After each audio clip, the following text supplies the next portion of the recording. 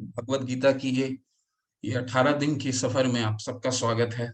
ये 18 दिन मैं और आप ये दोनों लोग भगवान की भक्ति करेंगे। कैसे? मैं अपने कीर्तन के द्वारा करूँगा। मैं आपको बोल करके 2 तरीके से 9 तरीके से वैसे हम लोग आगे पढ़ेंगे, 9 तरीके से भक्ति करते हैं। पहला श्रवण है। तो आप सबसे आप जितने लोग हैं बहुत विशेष हैं क्योंकि आप श्रवण कर रहे हैं। श्रवण के माध्यम से आप भक्ति कर रहे हैं। भगवान की जो लिसनिंग एबिलिटी है, लिसनिंग एबिलिटी वो भगवान उसको 9 भक्ति के जो चरण हैं, उसमें सर्वश्रेष्ठ चरण आता है। तो आप सबसे विशेष हैं और मैं कीर्तन कर रहा हूँ, मतलब कि जो मैंने सीखा है अभी तक, वो आपको इन 18 दिनों में बताऊँगा। तो शुरुआत करते हैं भगवत गीता। भगवत गीता का अर्थ क्या है इसके बाद फिर समझेंगे। भगवत गीता देखिए, भगवत इसका पूरा इसको कहते हैं श्रीमद् भगवत गीता, यानी श्री मतलब होता है राधा रानी। तो आपने सुन रखा होगा राधा रानी। तो श्री मतलब होता है राधा रानी। श्रीमद् मद मतलब होता है अ, उनकी तपस्या, उनके आशीर्वाद से मैं भगवत यानी भगवान के गीत, यानी भगवान के गीत हम जब भी असमंजस में होते हैं, जब भी विचलित होते हैं, जब भी प्रॉब्लम में होते हैं, जब भी हमारे को कुछ असमंजस रहता है या फिर कुछ चिंता, संशय मन में रहता है, तो हमको क्या लगता है? हमें ये लगता है कि कोई किसी तरह का गीत सुने, किसी तरह का गान सुने, किसी तरह का सॉन्ग सुने, वो चाहे वो बॉलीवुड हो, किसी तरह का भी सॉन्ग सुने। तो ये गीत भगवान ने उस समय कहा है जब सबसे असमंजस में, जब इस धरातल का सबसे बड़ा युद्ध हो रहा था। तो आप समझ सकते हैं कि ये किस मौके पे ये गीत गाया गया, यानी इस गीत का कितना महत्वपूर्ण, जब भगवान ने ये गीत गाया तो कितना महत्वपूर्ण है कि सबसे बड़ा इस धरातल की जब सबसे बड़ा जब युद्ध हुआ तब ये गीत गाया गया। तो सबसे पहला इसको हमें उस तरह लेना है कि जब भी जीवन में संशय हो तब इस गीत को सुनना है, तभी उसका इम्पोर्टेंस है।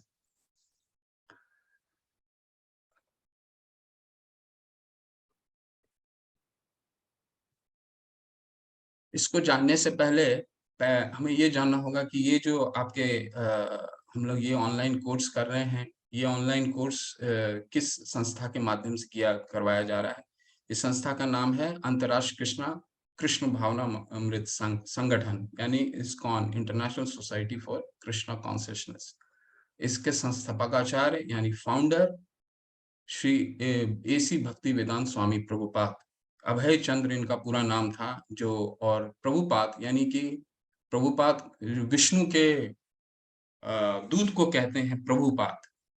तो ये उनकी शिक्षाओं पे आधारित है। तो आप इस्कॉन जो नाम है वो international society for Krishna consciousness, यानी अंतरराष्ट्रीय। ये कभी भी हिंदू नहीं हुआ, राष्ट्रीय नहीं हुआ, अंतरराष्ट्रीय हुआ। तो आप में से कोई भी चैट बॉक्स में डाल सकता है क्यों अंतरराष्ट्रीय है। बस एक छोटा सा, ज्यादा नहीं, बस एक एक 5 सेकंड इसका लेंगे। अंतरराष्ट्रीय क्यों, राष्ट्रीय क्यों नहीं? अगर हम ये कहते हैं कि ये हिंदू होना चाहिए, ये किसके लिए है? हरे कृष्णा। आप, मेरी आवाज नहीं आ रही है?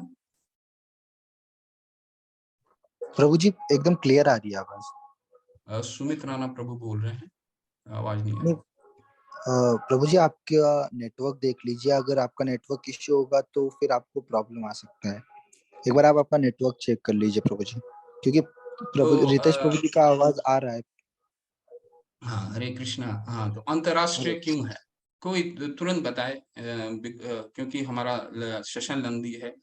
तो इसको हम चर्चा करते, जितना चर्चा करते हुए चलेंगे, हम दोनों को विषय वस्तु उतना समझ में आएगा। Gaurav Prabhu ji, Jaydev Varma, Hare Krishna Radhe Radhe. Hindu is the way of life. क्योंकि भगवान क्योंकि भगवान किसी भी लोगों पर भेद नहीं करते हैं। हरि बोल करण सिंह प्रभु जी, आप बिल्कुल सही हैं। अंतरराष्ट्रीय इसके लिए क्योंकि भगवान आगे बताएंगे, पितामह से जगतो माता धाता पितामह, मैं सारे जीव का पिता हूँ। यानी मेरे लिए कोई हिंदू नहीं, कोई मुस्लिम नहीं, कोई पेड़ नहीं, कोई पौधा नहीं, कोई कीड़ा नहीं, मैं सब जीव का मैं पितामह से जगतो माता धाता पितामह। तो मेरे सब के लिए मैं सबका पिता हूँ। इसीलिए पूरे विश्व के लिए कोई किसी व्यक्ति विशेष के लिए नहीं, पूरे समुदाय के लिए नहीं, किसी भी विशेष किसी समुदाय के लिए नहीं, ये सभी लोगों के लिए है। इसीलिए इसका नाम पड़ा है international society for Krishna consciousness. अब थोड़ा अभी किसी विषय को जानने के पहले हम ये उनके लेखक का परिचय देंगे। लेखक का परिचय इसलिए महत्वपूर्ण है कि जब तक हम उनका संघर्ष नहीं समझेंगे, तब तक इस पूरे गीत को, इस पूरे यथारूप भगवत गीता के जो पूरा गीत है जो प्रभुपाद जी ने सुनाया है अपने तात्पर्य के माध्यम से, ये पूरे गीत के महत्व को नहीं समझ पाएँगे। तो प्रभुपाद जी के थोड़ा-सा हम लोग उनका अवलोकन करते हैं जीवनी पे। प्रभुपाद जी का जन्म जो है वो कलकत्ता, बंगाल के कलकत्ता शहर में हुआ था 1896 में। तो 1896 में हुआ था और वैष्णव परिवार में हुआ था। उनके पिता बहुत बड़े गौर मोहन देव बहुत बड़े भक्त और बचपन से ही घर में भक्ति का माहौल था। तो और जब 5 साल के प्रभुपाद जी जब हुए, तो और शुरू से ही क्योंकि भक्ति के माहौल में पले-बड़े, तो जब 5 वर्ष के हुए तो उन्होंने अपने मित्रों के साथ जब लोगों को खेलने का रहता है किसी क्योंकि कलकत्ता क्या बंगाल क्या था शुरू से ही आप लोग सबको मालूम होगा बॉल फुटबॉल के लिए बहुत ही इसको प्राथमिकता दिया जाता है खेल में।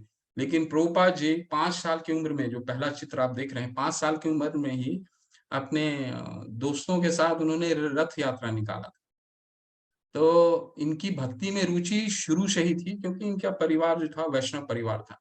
और 5 साल में जो उन्होंने रथ यात्रा निकाला और 65 साल में वो जो ऊर्जा थी उनकी भक्ति भगवान के प्रति जो प्रेम था, वो ऊर्जा वो उन्होंने 65 साल में पूरे विश्व में अमेरिका जैसा शहर में उन्होंने रथ यात्रा के रूप में निकाला था। पूरे विश्व भर में आज जहाँ भी international society of Krishna for Krishna consciousness है, हर जगह रथ यात्रा निकलता है। तो ये जो ऊर्जा है उनको, वो शुरू से ही मिली। फिर ये जो दूसरा तस्वीर आप देख रहे हैं, यहाँ पे 1922 में ये इनके गुरु जो थे भक्ति सिद्धांत सरस्वती ठाकुर, उनसे उनकी मुलाकात पहली बार हुई जो आध्यात्मिक गुरु थे उनके। उसमें भारत अधीन था अंग्रेजों के और कलकत्ता तो आप सभी को मालूम होगा कलकत्ता राजधानी हुआ करता था। तो भक्ति सिद्धांत सरस्वती ठाकुर जो थे बहुत बड़े स्कॉलर थे और इतने बड़े स्कॉलर थे कि आचार्य बताते हैं कि जब एक बार कक्षा में जब वो उनके शिक्षक पढ़ा रहे थे, तो वो अपने जो स्पिरिचुअल किताबें होती वो पढ़ रहे थे। तो 2-3 घंटा जब उन्होंने कक्षा में बिता दिया, तब उनको शिक्षक काफ़ी उनसे गुस्सा हो गए कि भाई वो उन पे ध्यान नहीं दे रहा है। तो उन्होंने उसको खड़े करके डाँटा काफ़ी कि आप मेरी क कक्षा को ध्यान नहीं दे रहे हो।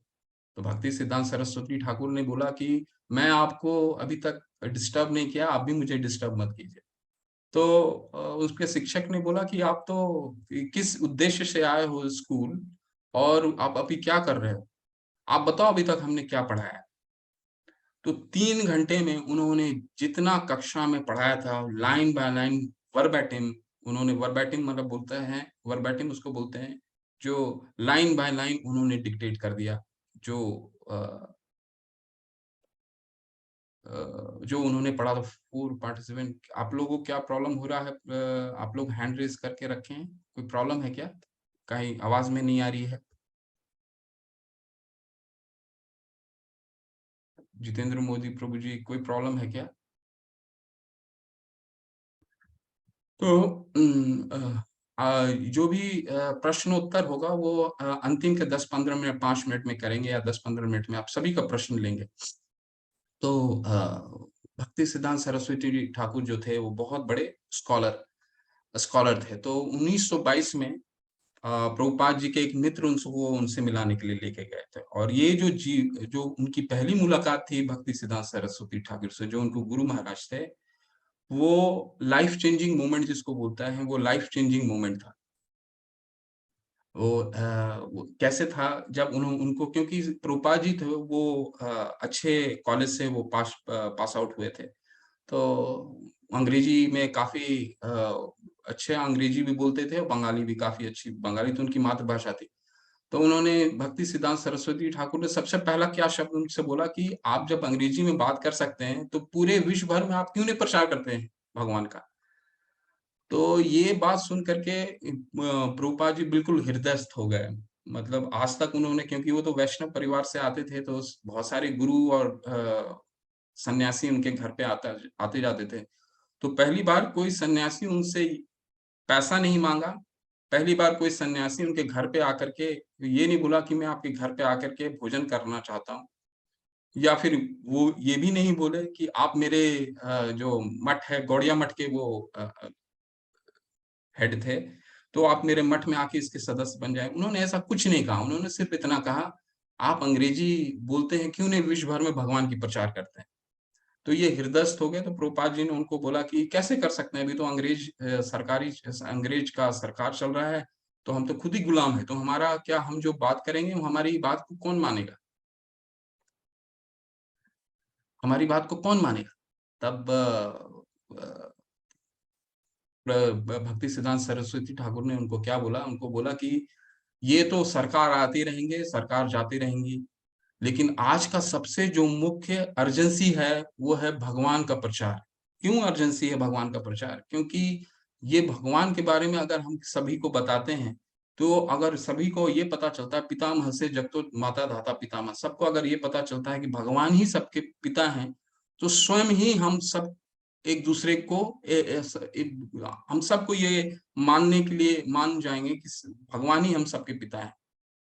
तो हम में जो यूनिटी है, तभी आ सकता है जब हम ये माने कि हमारे पिता जो हैं वो एक ही हैं, है ना? तो ये जो उनके साथ मीटिंग था भक्ति सिद्धांत सरस्वती ठाकुर के साथ, वो अ बहुत ही लाइफ चेंजिंग मोमेंट था। फिर जो तीसरा जो पिक्चर आप देख रहे हैं, ये उनके, जब उन्होंने शरीर त्याग दिया, 1938 में उनका शरीर, 37 या 38 में शरीर त्यागा था। फिर प्रभुपाद जी बहुत स्ट्रगल किए हैं वो, क्योंकि वो बहुत कोशिश किए हैं भारत में अपना संगठन बनाने के लिए। तो ये झांसी में उन्होंने सबसे पहला लीग ऑफ डिवोटीज नामक संस्था स्थापना करने की कोशिश की, जो तीसरे पिक्चर में दिखा रहे हैं, झांसी में इन्होंने स्टार्ट करा था। पर वो उनको बहुत ज़्यादा सफलता नहीं मिली। आगे बढ़ते हैं। फिर ये 1965, ये बहुत ही महत्वपूर्ण साल रहा पूरे इस्कॉन के लिए, जब श्रीला प्रभुपाद 69 वर्ष यानी 69 इयर्स, जब, क्योंकि गुरु से सबसे पहली बार जब मिले थे, जैसे मैंने आपको बताया 1922 में गुरु से मिले, तो उनके गुरु ने क्या बोला था कि आप क्यों नहीं पूरे विश्व भर में प्रचार करते हो? क्योंकि इंग्लिश स्पीकिंग थे, अंग्रेजी बोल सकते थे। तो आप, वो बोले कि जब उन्होंने भारत में इतना प्रयास किया, पर उनको सफलता उस तरह का नहीं मिला। तो फिर वो सोचे कि क्यों नहीं मैं इस विश्व का जो सबसे विकसित देश है, जो सबसे डेवलप्ड कंट्री है, वहाँ पे जाकर के इसको क्यों नहीं प्रचार किया जाए? पर उनके पास कुछ भी, 69 इयर्स, 69 साल की उम्र में, 1965 में 69 साल, जब उनके पास सिर्फ ₹40 थे। ₹40 थे, और ना ही जाने का कैसे करेंगे, उनके दिमाग में कुछ नहीं था। बस ये था कि गुरु का आज्ञा पालन करना है।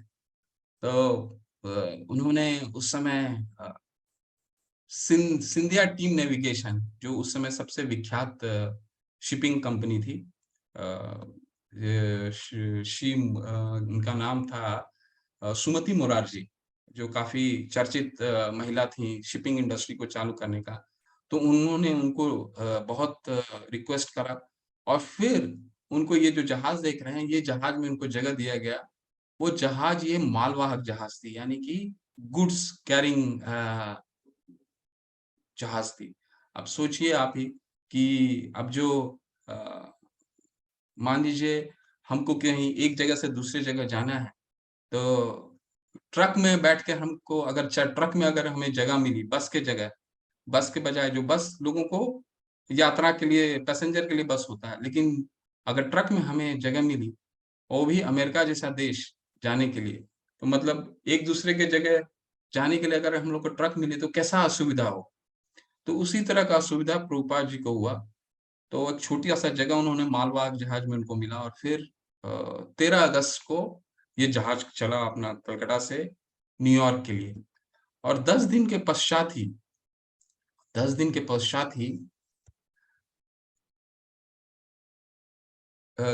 पश्चात ही उनको दिल का दौरा पड़ गया क्योंकि काफ़ी उफ़ान था, काफ़ी समुद्र में काफ़ी तूफ़ान था।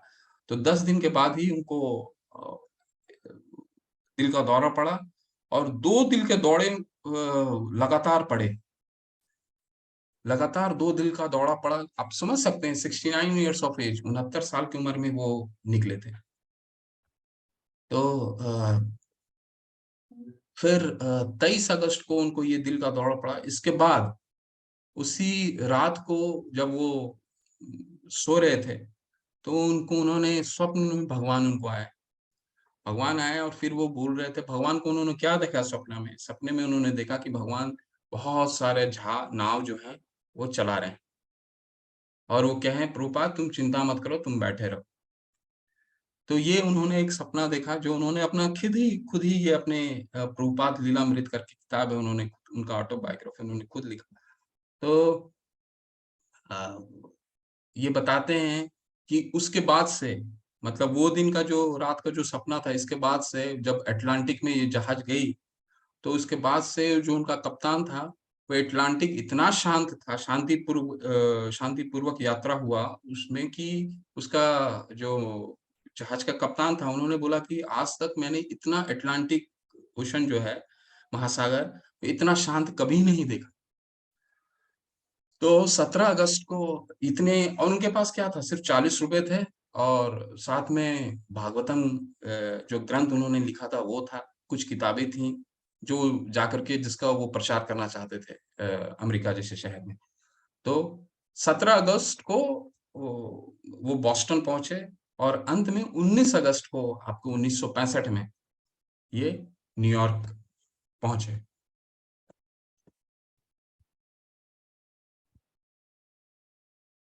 तो वो 1 साल बाद ही 1965 में जब वो न्यूयॉर्क पहुँचे, तो 1 साल के बाद ही उन यानी 1966 में ये इस्कॉन की स्थापना हुई अ, न्यूयॉर्क में ही और ये जो पहला तस्वीर आप देख रहे हैं, आप सोचिए वहाँ पे जब उन्होंने जब वो वहाँ पे गए थे, तो वो किसके बीच रहते थे? हिप्पियों के बीच में। हिप्पियाँ वो कहलाते थे 1965 के दशक में जो वियतनाम जब वॉर हुआ था वियतनाम वॉर में काफ़ी अमेरिकन्स जो थे वो सड़क पे रहते थे। तो ये सड़क पे जितने अवैध कार्य होते हैं, सारे अवैध कार्य होते थे।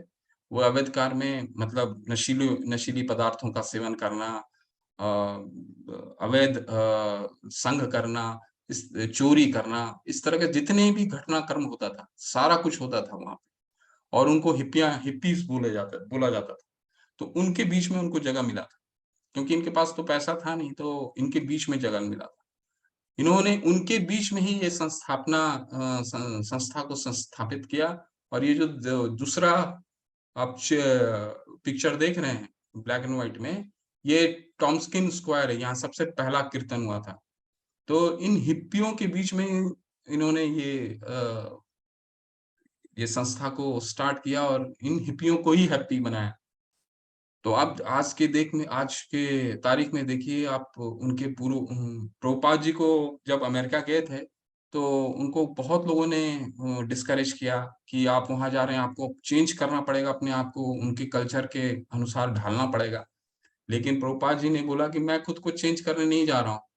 मैं अपना अपना भगवान का संदेश उनको समझाने जा रहा हूँ। और वही हुआ देखिए, आज के तारीख में सब हमारा जो इस्कॉन का संस्था का सब सारे सारे जो हैं वो यही संस्था का जो कल्चर है वो अपना रहे हैं, जो धोती पहनते हैं, साड़ियाँ पहनती हैं माताएँ। तो और ये तीव्र गति से बढ़ रहा है। चाइना जैसे कंट्री में जहाँ पे मतलब नास्तिकवादी बहुत ही चरम स्तर पे है, वहाँ भी अभी 10,000 के करीब डिवोटी हैं, तो ये तीव्र गति से बढ़ रहा है। तो और कुछ उनके स्ट्रगल के बारे में जानते हैं कि 1900 ये जो आप किताब देख रहे हैं बैक टू गॉडहेड, ये बैक टू गॉडहेड सबसे प्रथम पत्रिका प्रभुपाद जी ने छपवाया था। जब 1944 में भक्ति सिद्धांत सरस्वती ठाकुर का जो बर्थडे था, उस दिन उन्होंने ये मैगज़ीन को लॉन्च करा था और जब लॉन्च करा था उस समय तो द्वितीय युद्ध हुआ था, महायुद्ध जो सेकंड वर्ल्ड वॉर हुआ था। उस समय पेपर का रिस्ट्रिक्शन था, मतलब पेपर आपको जो पेपर होते हैं, पेपर ऐसे नहीं मिल पाता था। मतलब सरकारी आपको अप्रूवल लेना पड़ता क्योंकि पेपर का बहुत शॉर्टेज था द्वितीय युद्ध में। तो उन्होंने बहुत ही विनती कर करके सरकार, क्योंकि सरकार बोलती थी ये वहीं यूज हो सकता है जो जब इसका काम पड़ेगा। और स्पिरिचुअलिटी और स्पिरिचुअलिटी को तो मतलब सरकार उतनी प्राथमिकता देती नहीं थी। प्रभुपाद जी ने बहुत उसको रिक्वेस्ट करके बहुत समझाया, तब उनको परमिशन मिला। उस बैक टू गॉडहेड का उन्होंने सारा जो कंटेंट है खुद ही लिखा, एडिट खुद ही करा और छपवाया खुद ही, छपवाया और 1000 कॉपियाँ छपवाती थे छपवाया उन्होंने सबसे पहला 1000 कॉपियाँ, और वो कॉपियाँ बिकी नहीं, वो 1000 कॉपी स्वयं जाकर के वो बेचे। एक-एक सड़क पे जाकर के बेचे, एक-एक दुकान में जाकर के बेचे। तो इसीलिए ये प्रभुपाद जी का जो स्ट्रगल है, इस स्ट्रगल का छोटा-सा एक आपको डिस्कशन किया आज। और इनके जो किताबें इन्होंने लिखा है, इस सभी उम्र के बच्चे, बहुत ही सरल भाषा में इन्होंने लिखा है, तो सभी उम्र के बच्चे इसको पढ़ सकते हैं। सारे फॉर ऑल एजेस, मतलब हर उम्र के लोग इसको उसी भावना से, उसी ध्यान, कोई उन्होंने ऐसे शब्दों का यूज़ नहीं करा, आप आराम से इसको समझ सकते हैं। आम उदाहरण के साथ उन्होंने बताया है, और उदाहरण भी कैसा, पूरा शास्त्रों का उदाहरण दिया है, किस शास्त्र से उन्होंने क्या चीज़ लिया है, सारे उदाहरण उन्होंने दिया है। और बहुत सामान्य जीवन के से जोड़ करके उसको उन्होंने इसको समझाया है। उनकी जितनी भी किताबें आप पढ़ें। तो ये कोर्स जो है वो आपको लाया जा रहा है इस्कॉन राधा गोविंद मंदिर जो बेंगलुरु में स्थित है। और ये जो विग्रह दिख रहे हैं आपको, ये वहाँ के विग्रह हैं, श्री राधा गोविंद जो हैं, उनका विग्रह है। और अभी बहुत ही सुंदर नया मंदिर भी आ रहा है, वहाँ बन रहा है। और इसके ये जो आपको कोर्स लाया जा रहा है, तो हमारे मंदिर के अध्यक्ष नामानिष्ठा प्रभुदास के छत्र छाया में ये पूरा कोर्स, ये जितना भी कोर्स चल रहा है, जिन्होंने बीटेक करा है आईआईटी कानपुर से, उनके जो कोविड के काल में जब पूरा निराशा का माहौल था पूरे विश्व भर में, पूरे भारत में, तो उन्होंने उस समय इसको स्टार्ट करा। और आज की तारीख में करीबन 7 लाख से ऊपर लोगों को अभी तक इससे लाभान्वित हो चुके हैं। आप थोड़ा भगवत गीता के बारे में थोड़ा जानते हैं क्या है? भगवत गीता एक महाकाव्य ग्रंथ है। महाकाव्य ग्रंथ है जिसमें हमारी सभी समस्याओं का उत्तर है।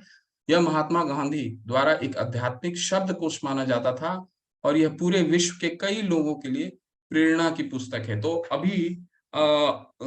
अभी हम लोग ये देखेंगे कि दूसरे लोग क्या बोलते हैं इस ग्रंथ के बारे में, जिसमें कुछ महान सांसारिक लोगों के बारे में चर्चा भी हम करेंगे। फिर एक महान योगी के बारे में भी चर्चा करेंगे। ठीक है, तो महाकाव्य ये क्या कह रहे हैं? महाकाव्य का क्या अर्थ है? महाकाव्य यानी इसका अर्थ हुआ कि जिसका एक-एक शब्द, कथा वस्तु, पात्र, लेखन सभी महान होते हैं, उसको महाकाव्य बोलते हैं। कहने का तात्पर्य ये है कि 5000 साल पहले जो ग्रंथ लिखा गया वो उस समय भी उतना महत्वपूर्ण था, क्योंकि वो कुरुक्षेत्र के युद्ध स्थल पे जो जब सब धरातल का सबसे बड़ा युद्ध चल रहा था तब हुआ था। आज भी वो उतना ही इम्पोर्टेंट है, और आने वाले समय में क्यों क्यों इम्पोर्टेंट, क्योंकि ये स्वयं भगवान ने कहा है।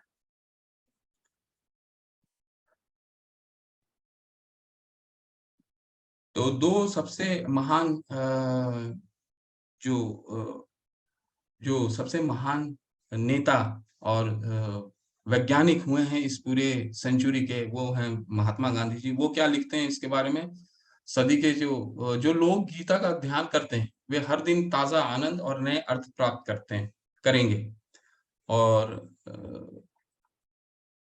जब मैं भगवत गीता पढ़ता हूँ, आइंस्टीन बोलते हैं, जब मैं भगवत गीता पढ़ता हूँ और महसूस करता हूँ कि भगवान ने इस ब्रह्मांड को कैसे बनाया जो इतना शानदार है ना? तो ये कुछ राजनेताओं और वैज्ञानिकों का उल्लेख था भगवत गीता में।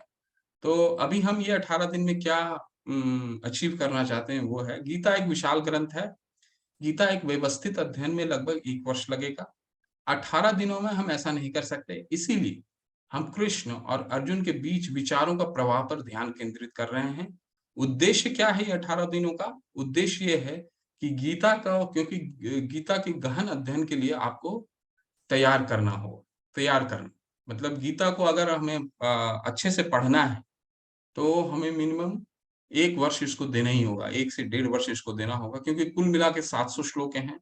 और यहाँ पे सिर्फ हम अर्जुन और भगवान कृष्ण के संवादों के बीच में चर्चा करेंगे, क्योंकि इसमें करीबन 700 श्लोक है, 574 के करीब भगवान कृष्ण ने बोला है, अर्जुन ने करीब 84 के करीब बोला है, 84 के 84 बोला है, संजय ने 41 बोला है, और धृतराष्ट्र ने 1 बोला है। तो पर हम कहाँ कंसंट्रेट करेंगे? सिर्फ अर्जुन, भगवान कृष्ण में और अर्जुन के बीच के संवादों के। भगवत गीता कैसे बोली गई, इसका परिवेश क्या है? तो अर्जुन की माया को कृष्ण की व्यवस्था समझना होगा। यदि अर्जुन भ्रमित नहीं होता, तो कृष्ण को भगवत गीता बोलने के लिए कोई आवश्यकता नहीं होती। अर्जुन भगवत गीता के स्पष्ट पहले श्रोता हैं, फिर भी भगवत गीता सभी के हित के लिए है। तो हम ये समझते हैं कि युधिष्ठिर ने ऐसा किया, हमने हमारी ये महाभारत जब हम पढ़ते हैं या देखते हैं, तो हमको तो ये समझ में आता है कि युधिष्ठिर ने ऐसा किया, दुर्योधन ने ऐसा किया, इसके कारण ये महाभारत का युद्ध छिड़ा। तो लेकिन प्रभुपाद जी समझाते हैं हमें कि क्योंकि भगवान को गीता का उपदेश देना था, हम आगे चौथे अध्याय में पढ़ेंगे, क्योंकि गीता का जो उपदेश है उन्होंने सबसे पहले कहाँ दिया था, क्योंकि वो गीता का उपदेश डाइल्यूट हो गया था इतने वर्षों तक, तो उनको दोबारा कलयुग के लिए देना था, कलयुग के लिए, इस युग के लिए देना था। तो उन्होंने ये पूरा माया रचाया, और इस माया के लिए, इस माया के साथ ही उन्होंने अर्जुन को भ्रमित किया, और अर्जुन को भ्रमित करने के बाद उन्होंने भगवत गीता बोला, ठीक है ना? और यहाँ पे भगवान ये क्या बता रहे हैं? ये सभी के हित के लिए। कैसे हित के लिए? क्योंकि अ, हम आगे पढ़ेंगे, क्योंकि ये कहाँ पे बोला गया? जैसे मैंने पहले बताया, ये उस समय बोला गया जब सबसे बड़ा युद्ध चल रहा था। और युद्ध कहाँ चलता है? युद्ध बाहर भी चलता है, हमारे मन के भीतर भी चलता है। किस तरह का भीतर चलता है? बाहर चलता है। हम हर समय देखेंगे इन युद्ध बाहर कई रूप में चलता है, आगे पढ़ेंगे हमने, अधिदैविक, अधिभौतिक, आध्यात्मिक।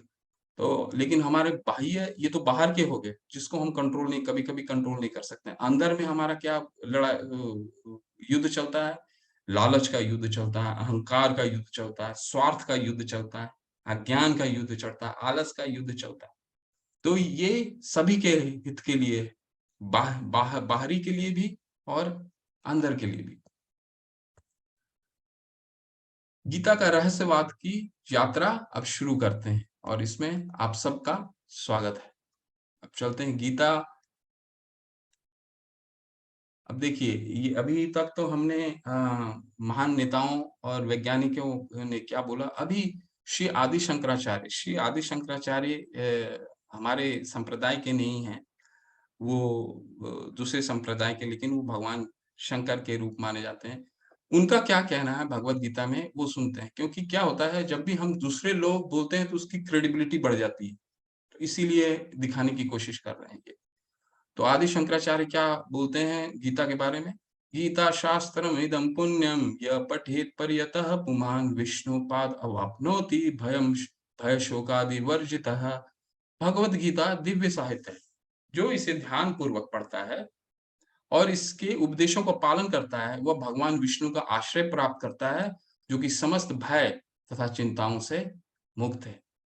और उन्होंने काफ़ी अच्छे-अच्छे बोले हैं गीता के बारे में, क्या-क्या बोला बताते। गीता अध्ययनशीलस्य प्राणायाम परस्य च नैवं नैव सन्ति हि पापानि पूर्वजन्मानि कृतानि च। यदि कोई भगवद गीता को निष्ठा तथा गंभीरता के साथ पढ़ता है। देखिए एलिजिबिलिटी बता रहे हैं क्या है, निष्ठा तथा गंभीरता के साथ पढ़ता है, तो भगवान की कृपा से उसके सारे पूर्व दुष्कर्म के फलों का उस पर कोई प्रभाव नहीं पड़ता।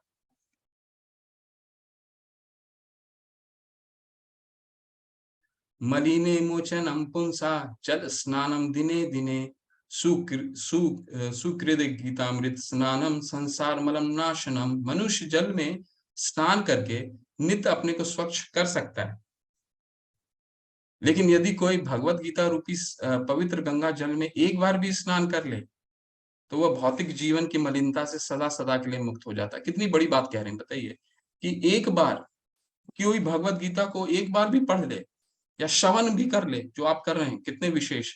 भगवत गीता एक बार भी कोई पवित्र वो गंगा जल में स्नान के बराबर है।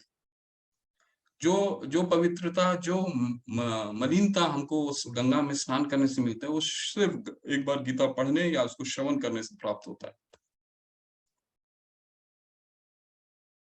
गीतासु गीता कर्तव्य किमन्ये शास्त्रे विस्तरे यस्वा पद्मनाभस्य मुख पद्मानुद्योपनी श्रिता। चूंकि भगवत गीता भगवान से मुख से निकली है, अतएव किसी अन्य वैदिक साहित्य को पढ़ने की क्या आवश्यकता नहीं रहती, पढ़ने की आवश्यकता नहीं रहती। केवल भगवत गीता के ही ध्यान पूर्वक तथा मनोयुग से श्रवण तथा पठन पठन करना चाहिए। केवल एक पुस्तक भगवत गीता ही पर्याप्त है, क्योंकि यह समस्त वैदिक ग्रंथों का सार है और इसका प्रवचन भगवान ने किया है। हरे कृष्ण प्रभु जी, दंडवत प्रणाम। जी जी जी जी। प्रभु जी आपका वीडियो नहीं दिख रहा है। वीडियो नहीं दिख रहा है? जी प्रभु जी, बैकग्राउंड दिख रहा है बट वीडियो नहीं दिख रहा है, आपका फेस नहीं दिख रहा है।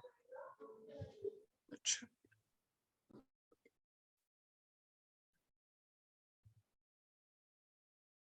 शायद नेटवर्क में इशू रहेगा। प्रभु जी आपका आवाज वगैरह जो है वो एकदम क्लियर आ रहा है, स्क्रीन भी क्लियर दिख रहा है, बट आपका फेस नहीं दिख रहा है, बीच बीच में आपका फेस गायब हो रहा है। हाँ जी, अब बराबर है। वो एक्चुअली कुछ नेटवर्क का इशू है। अभी थोड़ा रुके, अभी भी 2 मिनट।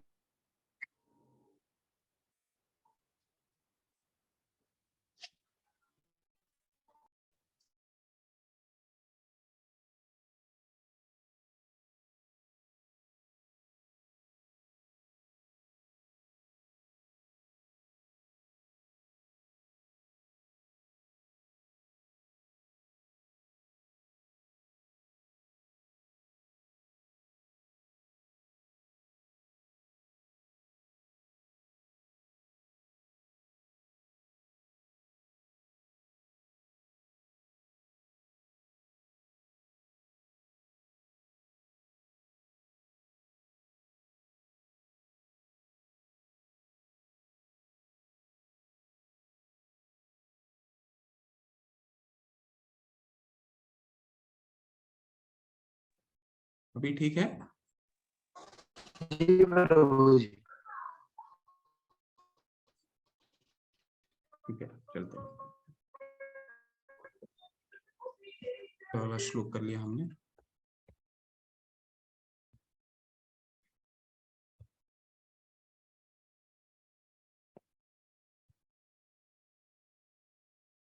भारत भारत अमृता सर्वस्वं विष्णुवक्त्रदवनि श्रितं गीता गंडोदकं पीत्वा पुनर्जन्म विद्यते। जो गंगा जल पीता है वो मुक्ति प्राप्त करता है, अतएव उसके लिए क्या कहा जाए जो भगवत गीता का अमृत पान करता हो।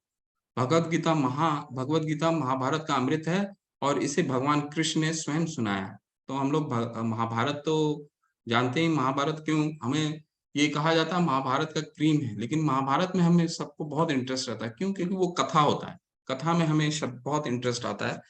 पर उसका जो क्रीम है वो है शंकराचार्य जी बता रहे हैं, वो है गीता।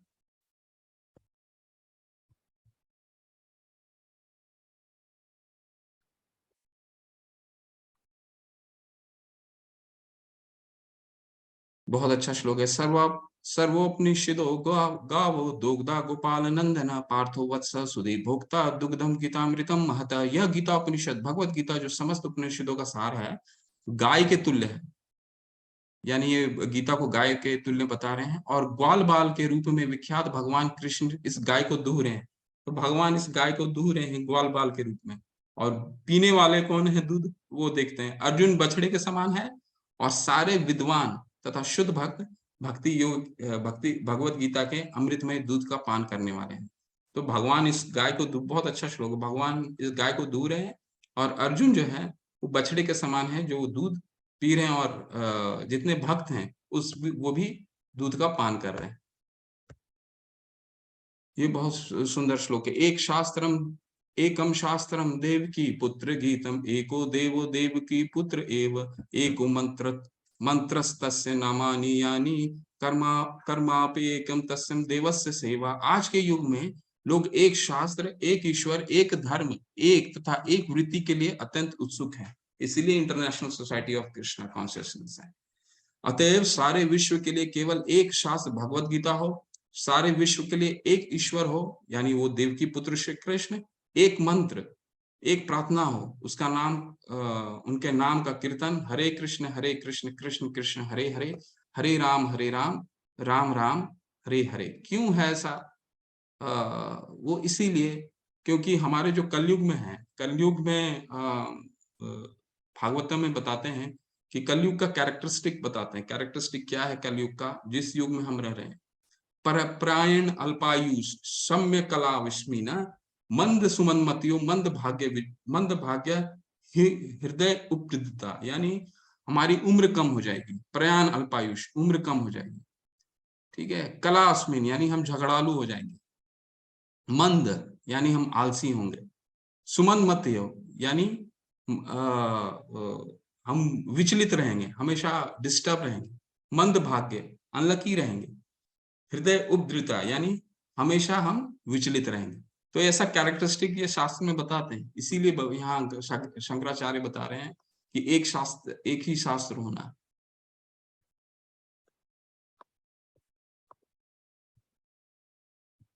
तो पहला अध्याय में आप सबका स्वागत है। अर्जुन विसर्ग योग, इसको अर्जुन विसर्ग योग भी बोलते हैं पहला अध्याय को, और सैन्य निरीक्षण भी बोलते हैं, और सेटिंग द सीन भी बोलते हैं इंग्लिश में। यानी ये जो अध्याय है, इस अध्याय में पूरे भगवत गीता का सेटिंग स्टोन, यानी यहाँ से भगवत गीता क्यों बोली गई वो बताते हैं। तो पहला श्लोक पढ़ते हैं। पहला श्लोक है, बहुत ही महत्वपूर्ण है, और धृतराष्ट्र ने ये श्लोक बोला, और मात्र पूरे गीता में यही श्लोक धृतराष्ट्र ने बोला। धृतराष्ट्र उवाच धर्म क्षेत्रे कुरुक्षेत्रे संवेतायुयुत्सवा माम का पांडवाश्चैव किम कुर्वते संजय। धृतराष्ट्र ने कहा, हे संजय, धर्म भूमि कुरुक्षेत्र में युद्ध की इच्छा से एकत्र हुए मेरे तथा पांडु के पुत्रों ने क्या किया। तो पहला ही श्लोक, इसको इंग्लिश में बोलते हैं ना, नेल ऑन द हेड। तो पहला ही श्लोक इतना ही महत्वपूर्ण श्लोक है। जब ये गीता क्यों बोली गई, ये पहला ही श्लोक हम समझने की कोशिश करते हैं। पहला श्लोक में दो तीन चीज है। पहला है यहाँ पे धृतराष्ट्र क्या बोल रहे हैं, कुरुक्षेत्र में के युद्ध में इच्छा से मेरे तथा पांडु, यानी मैं और मेरा की भावना, ठीक है, मैं और मेरे की भावना पहला दिखाते हैं। ठीक है। क्यों? क्योंकि धृतराष्ट्र तो ये चाहता था कि उनके पुत्रों को राज्य मिले, है ना? उनको पुत्रों को राज्य मिले कि, और यहाँ पे दूसरा सबसे महत्वपूर्ण है, कुरुक्षेत्र को धर्म क्षेत्र बोला गया है। क्यों कुरुक्षेत्र को धर्म क्षेत्र बोला गया है? वहां तो युद्ध होने वाला था। आपके मन में ये प्रश्न आएगा, क्यों धर्म क्षेत्र है? तो धर्म क्षेत्र इसके लिए है क्योंकि शुरू से ही वो एक धर्म की भूमि वेदों शास्त्रों में बताया गया है, तो उसको भय होने लगा। जबकि उसके साथ कितने महायोद्धा थे, भीष्म पितामह थे, गुरु द्रोण थे, जितने महायोद्धा थे, 11 अक्षौणी सेना थी, फिर भी उसके मन में एक भय था कि कहीं ये हार तो नहीं जाएंगे, क्योंकि ये धर्म क्षेत्र है। ठीक है, तो इसलिए संजय से पूछ रहे हैं कि क्या हो रहा है एकत्रित, क्योंकि उसको तो खुद ही मालूम है कि वही वहां युद्ध के लिए इकट्ठा हुए हैं, इसके बावजूद वो ये प्रश्न कर रहा है। ठीक है, तो उसको ये हार का संदिग्ध था मन में। तो ये मैं और मेरे की भावना जो है, यही गीता का सबसे पहला स्टेप है। महाभारत में वर्णित धृतराष्ट्र तथा संजय की वार्ताएं इस महान दर्शन के लिए मूल सिद्धांत का कार्य करती हैं। माना जाता है कि इस दर्शन की प्रस्तुति कुरुक्षेत्र के युद्ध स्थल में हुई, जो वैदिक युगों से पवित्र तीर्थस्थल रहा है। इसका प्रवचन भगवान द्वारा मानव जाति के पथ प्रदर्शन हेतु तब किया गया जब वे इस लोक में स्वयं उपस्थित थे। तो भगवान यहाँ पे 2-3 बहुत महत्वपूर्ण है, फिर आगे चलते हैं। कुरुक्षेत्र, भगवान ने ये कुरुक्षेत्र में ही क्यों बोला? ये तो कहीं भी बोल सकते थे। अर्जुन को अगर बोलना ही था तो द्वारका में भी बुला करके बोल सकते थे कि आ जाओ मेरे घर में, बैठ करके हम लोग गीता का प्रवचन करते हैं, गीता आपको बताता हूँ। लेकिन उन्होंने ये युद्ध की भूमि क्यों चुनी? धर्म ये कुरुक्षेत्र की भूमि क्यों चुनी? क्यों? क्योंकि आप देखिएगा, जब भी आपको सड़क में आप चलते होंगे, कुछ लड़ाई, जब भी आपने कई छोटे-छोटे लड़ाई भी देखते होंगे, तो काफी भीड़ इकट्ठी हो जाती है ना? पहला उदाहरण। दूसरा कि अभी कुछ दिन पहले ही हमारे 2 देशों के बीच में जब युद्ध हो रहा है, अभी भी चल रहा है, तो 2 देशों को जब युद्ध था, पूरी दुनिया का उस पे नज़र था कि हमारे में इसका क्या प्रभाव पड़ेगा। तो भगवान ने ये गीता का प्रवचन वहाँ देना ठीक समझा, जहाँ पे सब लोगों का फोकस रहता है, सब लोग देखते हैं, क्योंकि युद्ध एक ऐसा क्षेत्र है जहाँ पे सारे लोग का हमेशा ध्यान आकर्षण रहता है ना? तो और दूसरा, युद्ध तो ये जो भगवान यहाँ ये बताना चाह रहे हैं, क्यों दिए? क्योंकि कुरुक्षेत्र एक तो युद्ध स्थल था, और युद्ध सबसे सबसे एक ऐसा चीज माना जाता है जहां पे सिर्फ सर्वनाश होता है, जहां पे सिर्फ दुख और संशय का माहौल होता है। तो भगवान ने ये गीता का प्रवचन वहां देना ठीक समझा, जब सिर्फ संशय का माहौल हो, संघर्ष का माहौल हो। ठीक है, ताकि हम ये अपने जीवन में उस समय इसको पढ़ें जब हमें संघर्षशील में हम, और संघर्ष तो हम हमेशा महसूस करते हैं, या बाहरी हो या अंदर हो, है ना?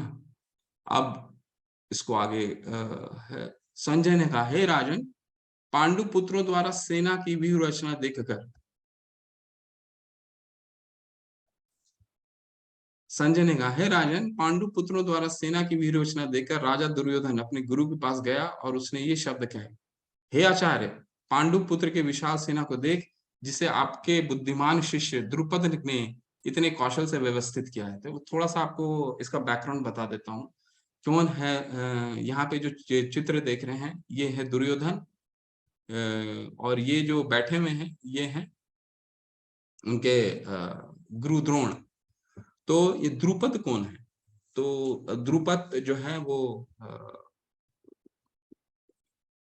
द्रोणाचार्य के मित्र थे, और उनके पुत्र कौन है? धृष्टद्युम्न। ठीक है, तो धृष्टद्युम्न जो थे, धृष्टद्युम्न उनका नाम था, वो तपस्या से वो आए थे, द्रुपद की तपस्या, उन्होंने काफी तपस्या की तब ये आए थे। और इनका मूल उद्देश्य धृष्टद्युम्न का ये था कि गुरु द्रोण को मारना। लेकिन गुरु द्रोण जो थे, उनको ही शिक्षा अपने उनके पुत्र को ही शिक्षा दी, यानी द्रुपद धृष्टद्युम्न को ही शिक्षा दिया। तो यहाँ पे जो दुर्योधन है, वो एक चिढ़ाने के जैसा होता है ना, कि देखिए आपने जिसको शिक्षा दिया है आज वही विरोधी दल का सैन्य का व्यवस्था कर रहा है। तो ये दुर्योधन जो है एक तरह से हतोत्साहित कर रहे हैं, ठीक है ना। अब विशाल सेना आगे पढ़ते हैं। विशाल सेना का क्या अर्थ हुआ? विशाल सेना का थोड़ा सा आपको एक ब्रीफ बताता हूँ कि क्या सेना का क्या साइज रहा होगा, वो आपको बताता हूँ। विशाल सेना, वहां उस समय अक्षौणी सेना होती थी। एक अक्षौणी सेना में करीबन 21,000, 22,000, 21,870 के करीब रथ हुआ करते थे। 21,870 के करीब हाथी भी हुआ करते थे।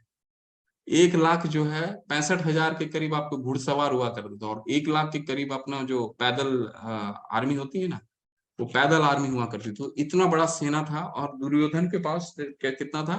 11, और पांडवों के पास थे 7, टोटल 18 थे। तो ये विशाल, ये सेना का साइज था, इसीलिए इसको महाभारत बोला जाता है। युद्ध का जो साइज था इस धरातल का, इसलिए बोला जाता है अब तक का सबसे महायुद्ध।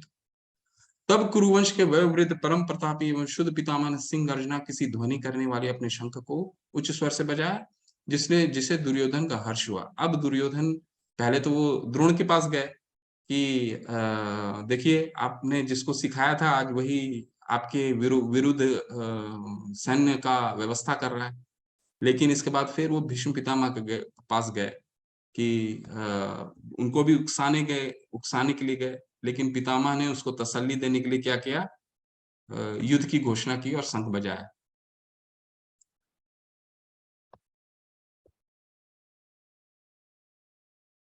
ये 14वां श्लोक है। ततम श्वेत हरे युक्ते महति सैनंदने स्थितौ माधवा पांडवाश्चैव दिव्यो शंखो प्रदमतु।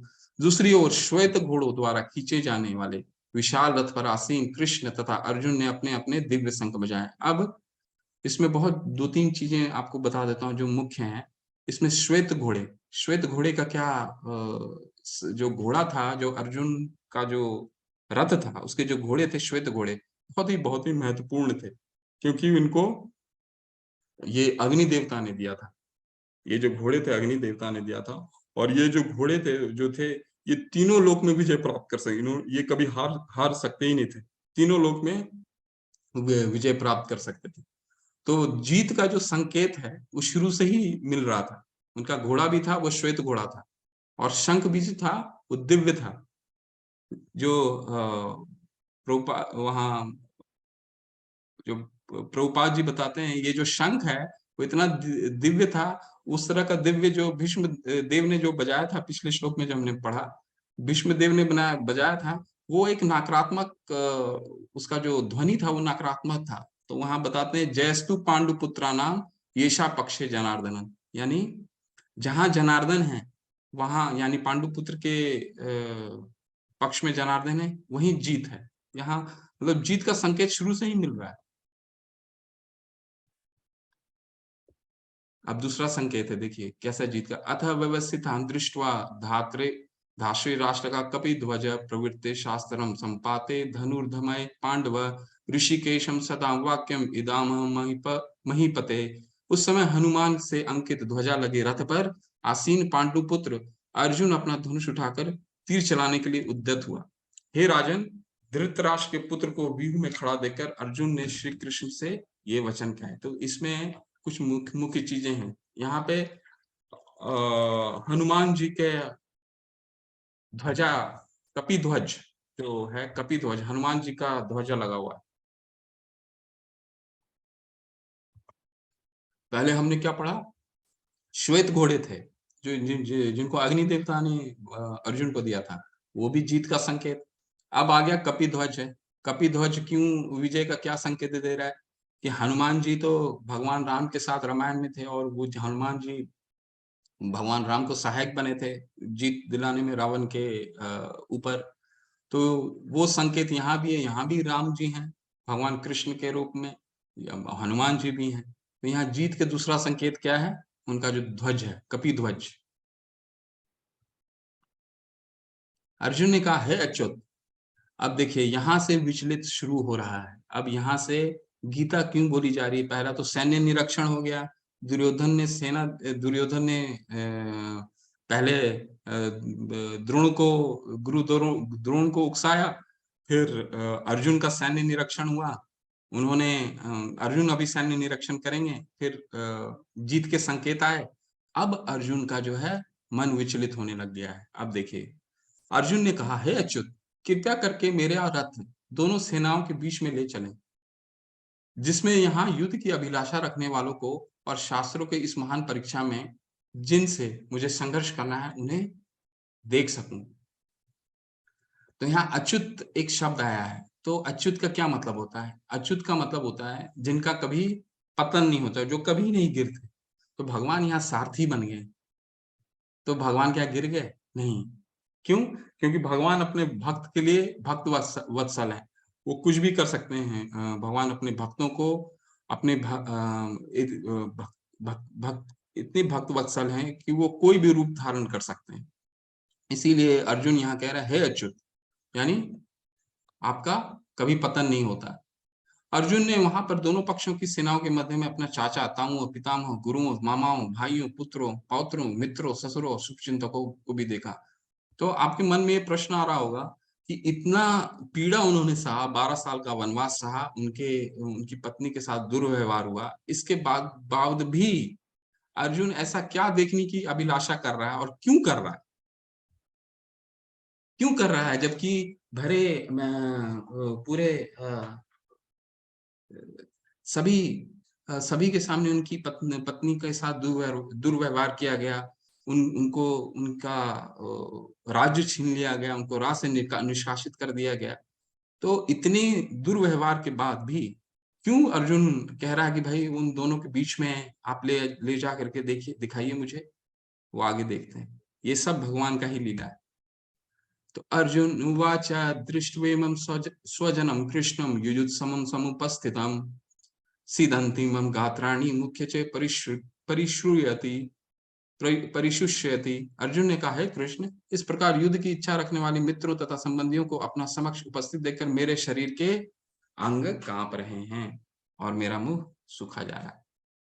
तो यहाँ अब अर्जुन भयभीत होने लग गए, मतलब भयभीत तो नहीं हुए, बट अंग उनके कांपने लगे। ऐसा क्यों हुआ? जबकि इतना पीड़ा उन्होंने सहा, ऐसा क्यों होने लगा?